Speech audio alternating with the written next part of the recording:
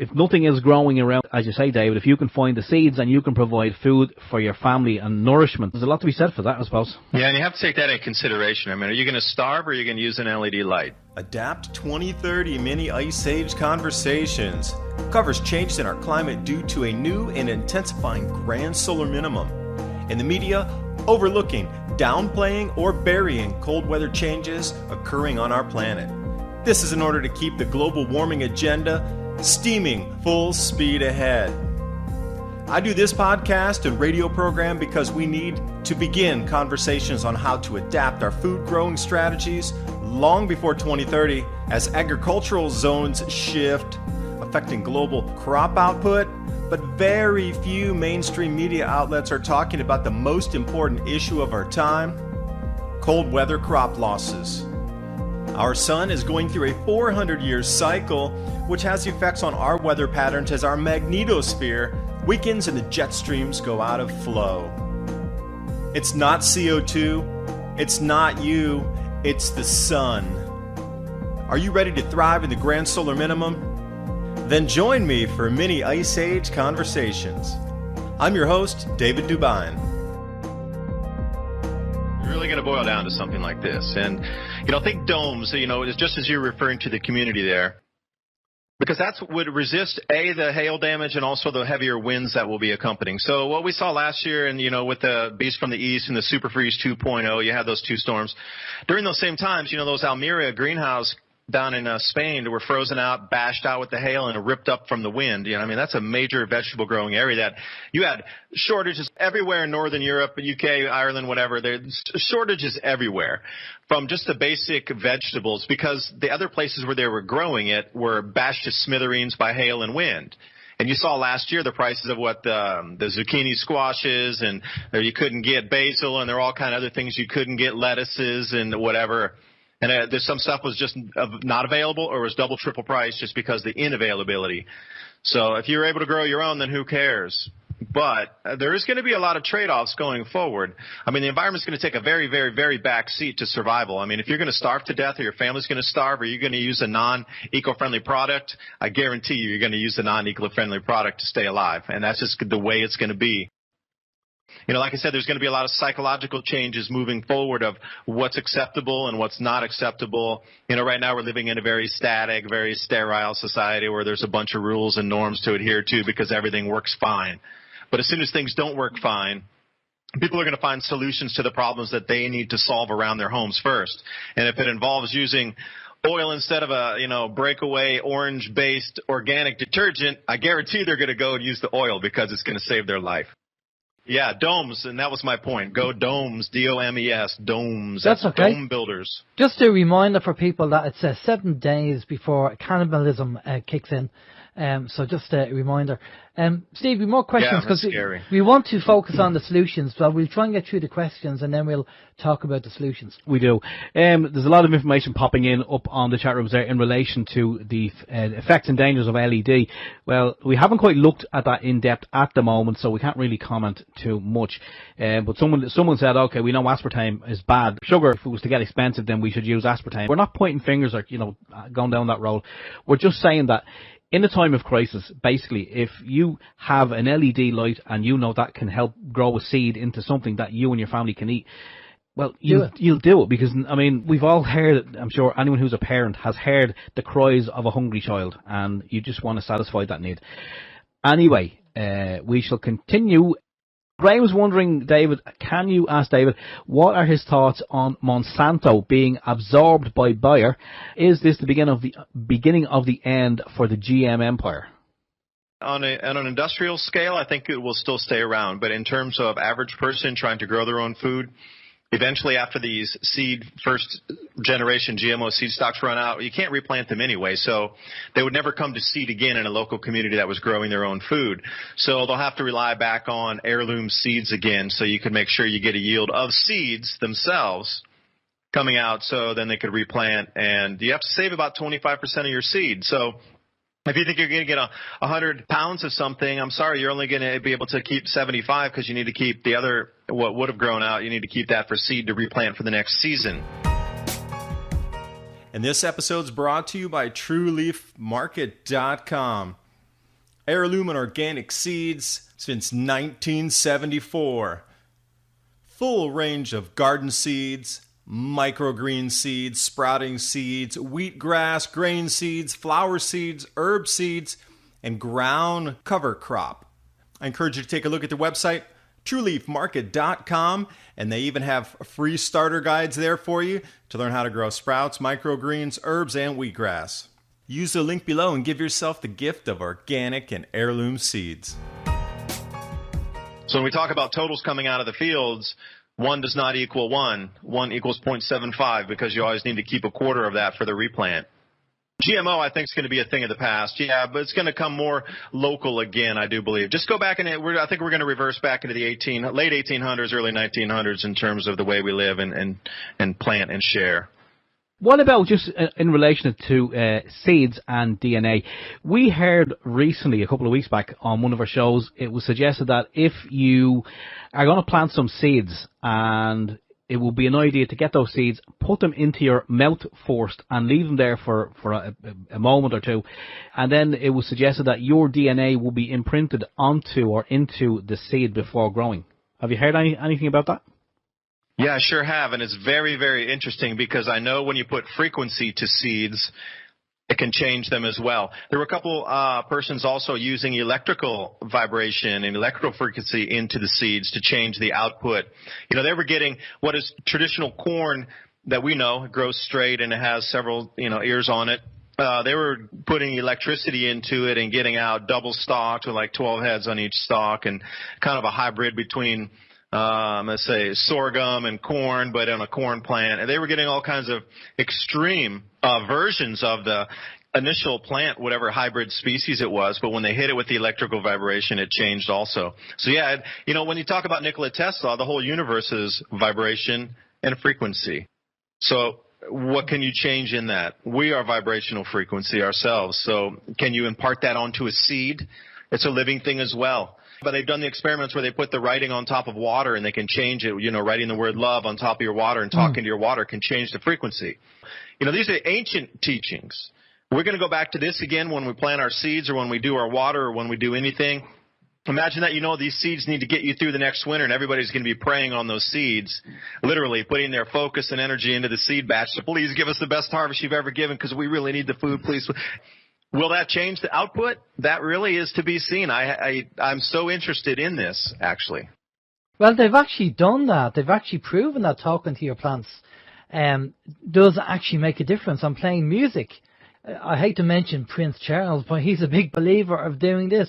And with his Duchy of Cornwall, he's involved in doing that as well. So there must be something in it if the royals are doing it on their food. We have a couple of more questions, and then we'll get into solutions. Steve? Yeah, I'd be afraid to put seeds in my mouth. Imagine putting potato seeds or seedlings into your mouth, and then you harvest your potatoes and they look like you. Anyway, Tim wants to know if you were aware, David, of the free energy devices that have been made but have not been made available to the general public. Yes, and I even have some of the patents that Tesla had filed. And I've been working with a couple magnetic motor designs myself. And magnetic motors are going to be far easier than trying to put something together at Tesla's range there. So they're magnets, they oppose each other. You just need two opposing disks, and then you get those to spin against each other using the Earth's magnetic field. Super simple. But, with the Tesla devices, one of the things they were finding is that the output of the energy was just astounding. You need something half the size of a washing machine to power like 3 American homes, including air conditioning and ovens and televisions and everything else in between. And one of those little devices for multiple homes, that bankrupts traditional archaic business. Yeah, and of course, Tesla has been doing free energy. I mean, he was proving it on the White House lawn in 1902. So we've had it for years. So we are going back in time. We're going back in the advancement of technology. We're not going forward. We're going back. And that's the trouble. They've had more advanced technology in the past than we do now. And people don't realise that. And that's why we need to, all these patents of the free energy stuff. I mean, we should have anti-gravitational aircrafts. We should be flying around in cars that are anti-gravity, but we're not, because the oil cartels and big money is stopping it all. And, car engines working on water, Stanley Meyer, H2O. So all this technology is out there, but they're not giving it to us because they know no one's a big farmer. They're involved with the food. Obviously, Bayer, Monsanto, GMOs. It's all got to do with the big corporations controlling everything. We have a couple more questions, and because I want to get into solutions with you, David. So, Steve. Okay, very, very quickly, we got two. Joan was just wondering about shungite. We spoke recently about shungite as well, and maybe if we were to use shungite on our plants and shungite in the water, that could also be beneficial. Any information on shungite, David? No, I'm unfamiliar with that. Okay, that's something. If you can explain it a little better, maybe I know it as a different term or a different name, and if you do, then I could possibly jump in on that conversation. But what you termed it as there, I'm unfamiliar with that. Yeah, we'd say to you just check out shungite. It's actually you get it from Russia, and we've had people use shungite with their beehives, and the production of honey has increased because the bees love the energy from the shungite. What happens is with the shungite is that the properties are, when man creates something like Wi-Fi mobile phones, it's all done in a counterclockwise vortex. And what shungite does is, shungite is clockwise, which is the way our body is. So it counteracts the effect of what man's devices are doing. That's the effect of. So we have, myself and Steve wear pendants with shungite on it, and you can actually have key rings, and you can actually paint your walls with shungite powder, and has loads of benefits, put it that way. So something that is worthwhile checking into. We'd recommend you do that. Well, we're actually talking about the solutions. What I was going to say was, last time when we had Hurricane Ophelia, and I had the actual lights on the house and nobody else had power, and I was going to say, if somebody came up to you and said, how come you had power and nobody else did? I was going to say, ring Jimmy in the ESB, tell Jimmy that Alan said it's okay, and he'll switch your power on. Yeah. I don't know. I was going to do a wind-up. I don't know whether I will or not. Now, okay, David, let's focus on the solutions. We have about 15 minutes left. We're just talking about the solar energy generators, the solar generators that we built and we use successfully just to get emergency power in the house. And anybody can get them, anybody can build them. We actually have video tutorials on our YouTube channel of how we built them, and so people can go there. Plus we have a transfer switch to show you how the transfer switch works, switching over from the household mains. But the other things you were mentioning there was about planting, growing food in your house, pot plants and all that kind of stuff, and growing food. What other solutions do we have to start prepping for? What other solutions do you have that we can do? Well, it would be the lowest hanging fruit first, and that's no pun intended. But, just the things that you would do if a hurricane's coming, or, it's just some of these things. Would you sit around and say, well, I'm going to have no water, I hope the store's open? No. You would go and you would have water available. Now, instead of having a 5-gallon jug, perhaps you'd have a 55-gallon drum ready for you. And again, some long-term food storage. How about just some simple dried beans, rice, and other types of possible protein-rich sustenance that you can find out there? The bulk food section, how many people visit that in the supermarket anymore? Most people go for something that's already prepared, made in a factory, that they can pop out of a box and eat. Well, how about going back to, you buy a pound of dried beans and you just need to learn how to soak it and grow it. How about you buy bulk wheat, which then you could sprout? How about 2 birds, 1 stone, where you find those types of seeds that you could eat and prepare for food, but then at the same time you could sprout it if you need to. So sprouts will grow in a few days and you can have some food right away. Like, there's all these solutions of long-term food storage, the bulk items, the water preparation. You're going to have to think about your power, but the safeties with that.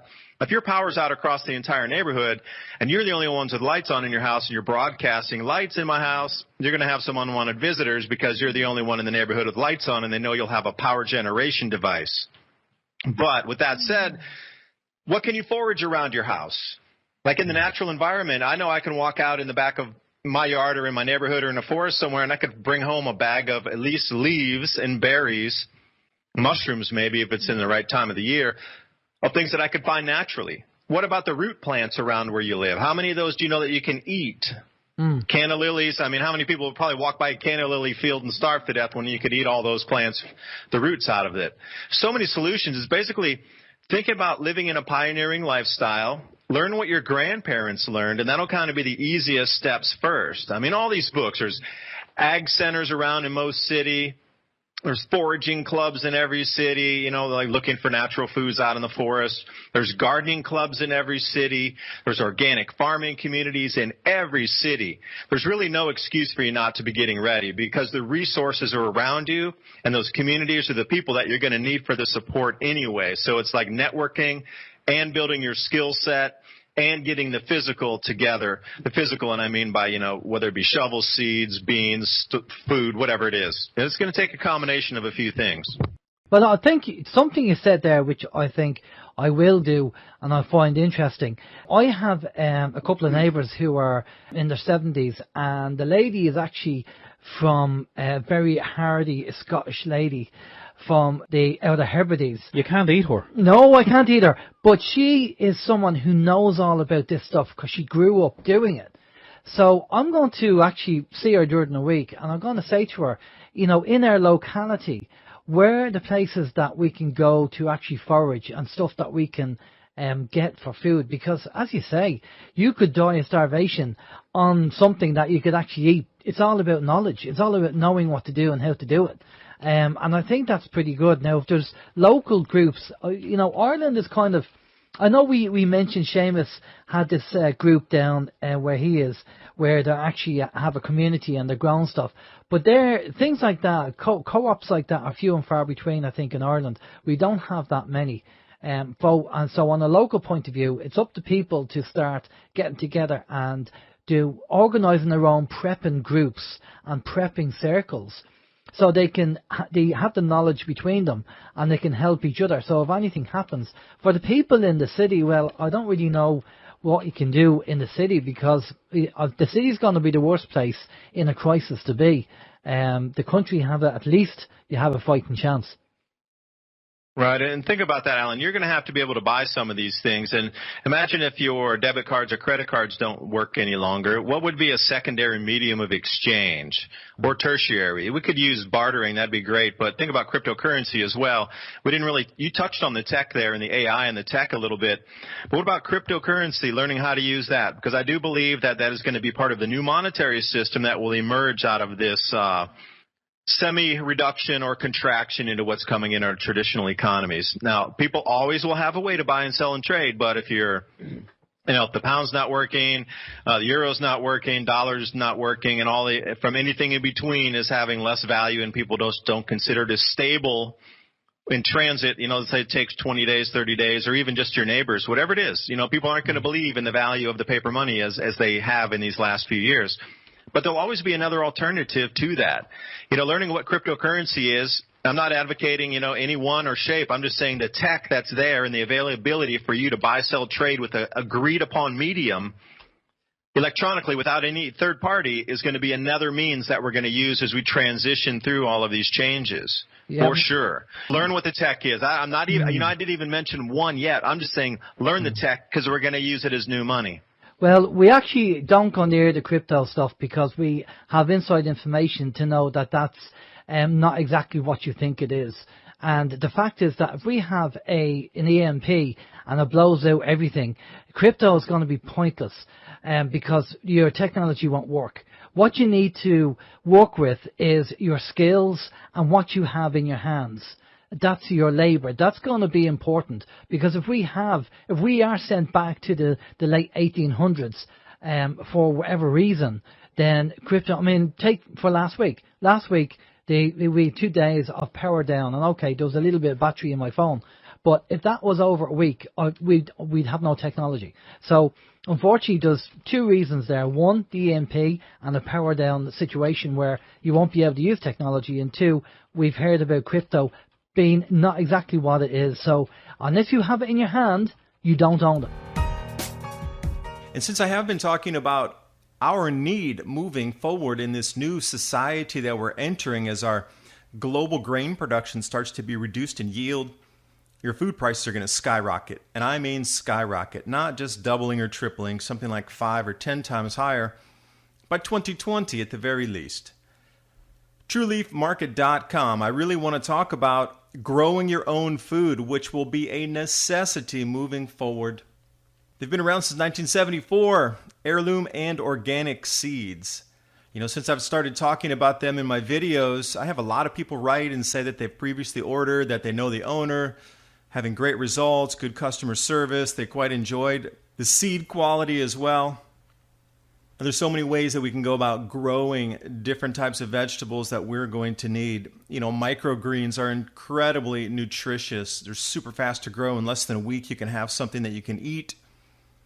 And we know the benefits of microgreens. All you have to do is use a search engine and look up vitamin, mineral, nutrient content of microgreens. You'll be shocked.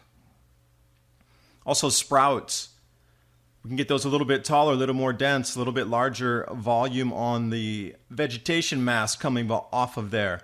So how do you know what kind of sprouts to grow? How about wheatgrass or herbs? What about different types of herbs that we can add to our foods? Now, what I just described to you, there's a full range of starter guides there at trueleafmarket.com for you to take a look at. Even if it's just for your own knowledge and you don't purchase something from them, at least get the information so you know how to grow microgreens, you know how to grow sprouts, you understand what some of the herbs are for. And not only that, they have wheatgrass and grain seeds.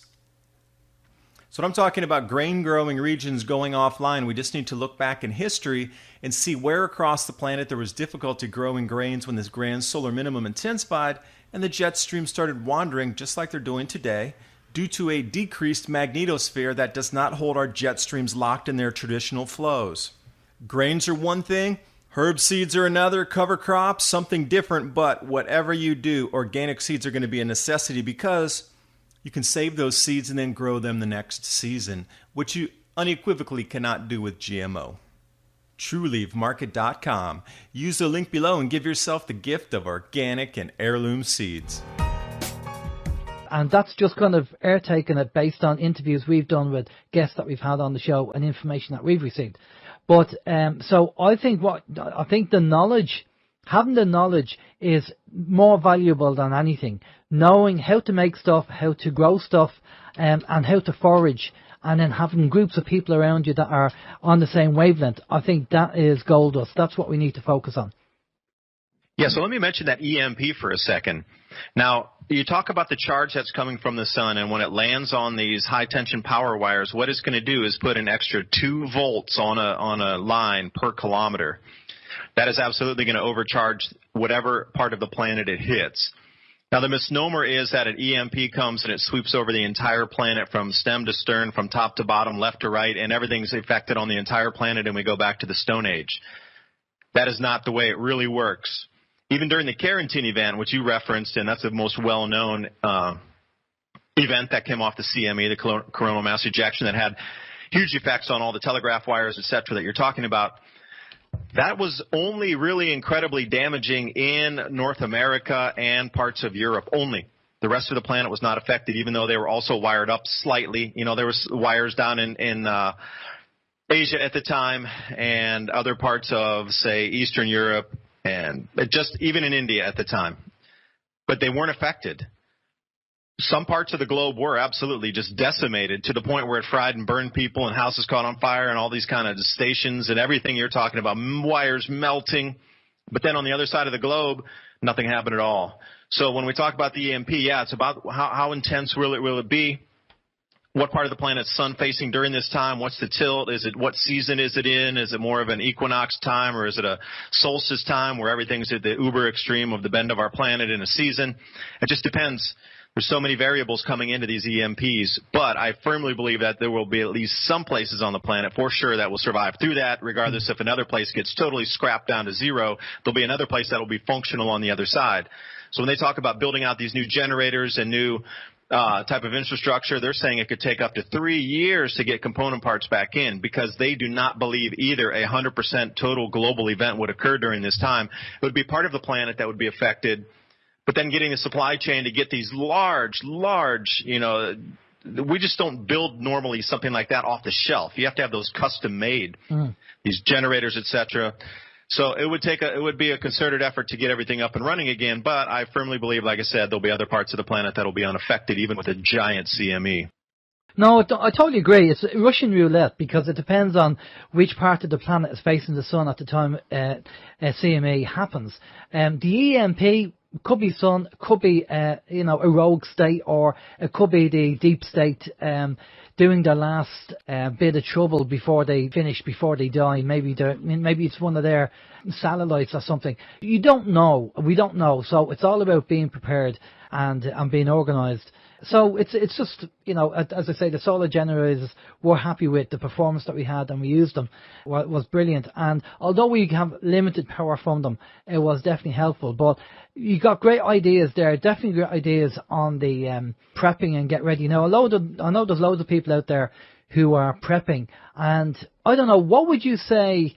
Would you say prep for 2 weeks, 2 months? What would be the best thing to do just to be on the safe side?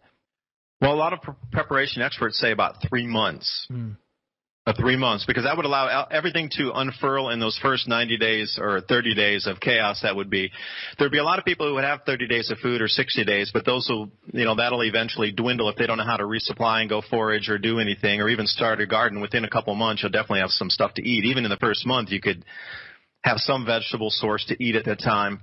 But those who are relying on all they have just stocked up, they're going to go through those supplies eventually. Exactly. So that'll generally be the people who just, prep up for 2 weeks, 30 days or something like this. But almost everybody I talked to said if you're able to hunker down in a safe spot and wait out 90 days, almost all the tumultuous wave will have passed over you.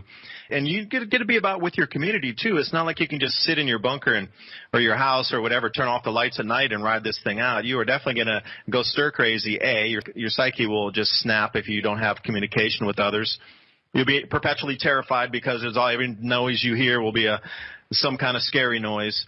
So it'll be about being with others around you and having that community, because so many people ask me, well, where's the safe place going to move on the planet where it's not going to be cold, where you can still grow food and, where it's going to be safe? And my answer is always the safest place to be is the community where you already are, because you have built networks, you know people. Sometimes if you live there for a long time, you know the same people you went to high school with. So you know the same people you went to college with. You know the same people that you worked in jobs with for XYZ number of years.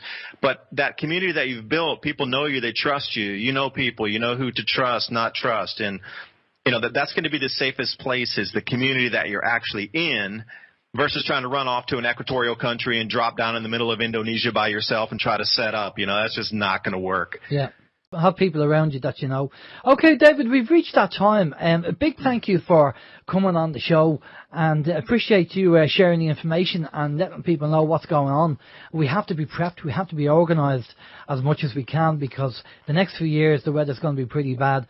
But a big thank you for coming on. I'm going to pass you over to Steve. Steve's going to get all your contact information off you, and just for people to know where to find you. Steve. Yeah, it's great information, David. I have to say you've stored up a lot of interest on both of the chat rooms there, and the links that you did give us earlier that we had outlets where people can find more information, or is that it, or even just a couple of wise words to end the show. Well, yeah, thank you for that. The Adapt 2030 channel on YouTube, I try to post videos 5 times a week, and the Mini Ice Age Conversations podcast, it's a tri-weekly, or sometimes if I have more material, 3 to 5 times a week. Now, with that being said, all the information we talked about tonight, I can put all of that into a PDF with all the slides that we were referencing and the stories talked about, and the global temperatures and the record ice and the record Greenland ice and all those things that were talked about. I'll put that and send it as a link also, so you can just directly click it and then download the PDF. And again, that'll come from my side. I'll just host it on my website. But I'll go ahead for any of you from OIM that were listening tonight and you want to get this information, so you have the slides so you can really discern and find out the information, look at it, pick it through yourself, photocopy these, give them to friends, back check, double check the information. Great. That is your responsibility to check the information. We can present it to you, but it's your ultimate responsibility. It falls on your shoulders to be responsible for yourself to find out if this information is correct and true for you. Brilliant. But I'll give you the slides, not a problem. I'll be happy to do that. Anyway, great information there from David DuByne. And Alan was just chatting with him there during the break, and we're going to try and do a yearly hookup with David. So it'll be kind of a record where people can kind of check back and see what was David saying on OAM in 2018, 2019, 2020. Yeah, so last year we did the 2017 with David, and obviously we just done the interview now. So next year we'll do another interview, and then each year we'll have a record or the weather changes for each year, and then we can actually track it that way. So that's pretty good. Great information. Again, it's quite kind of worrying in a way that the weather's going to get bad if we're going to have more beasts from the east, because I have to say I didn't really enjoy it. Like it was, you don't mind a little bit of snow, but I mean Ireland, with a little bit of snow, Ireland going to a halt. But the beast from the east definitely knocked the stuffing out of the country. It did. I mean, when you think about it, I mean, we ground to a halt, and what we got, other countries just kind of brush it to one side. They have the snow ploughs, it's moved to one side, and life goes on. Well, I mentioned about that snow plough that we seen. I seen on the internet for the car. It was $600. And basically what you do is you bungee strap the snowplow to your car, and your car becomes a snowplow. Brilliant idea. Now, obviously, these countries have them because they always have them. So Canada, you have loads of snow and everything else. But brilliant idea. So something to consider, because if it's the case that the next 15 years we're going to be getting extreme weather like the beast from the east for the winter, then having something like that is definitely going to be beneficial. Having a snowplow that you can put on your car. And again, I suppose for the summer, you need to have some kind of rain barrel or water barrel that you can actually collect the rainwater, because if there's going to be a drought, again, we had hosepipe bans, which is now being lifted up, apparently. We are allowed to use the water again in Ireland. Would you believe? Ireland being so wet. That's comical, isn't it? We had torrential rain there last week, and there was still a hosepipe ban in place in some locations. It's just the wrong type of water, isn't it? That's what it is. Well, as one of our politicians said it recently, well, when I say recently, it was probably about a year ago, that water, it doesn't just fall from the sky, Oh, yeah, exactly. This video is brought to you by our friends at TrueLeafMarket.com. Heirloom and organic seeds for any grow zone on our planet.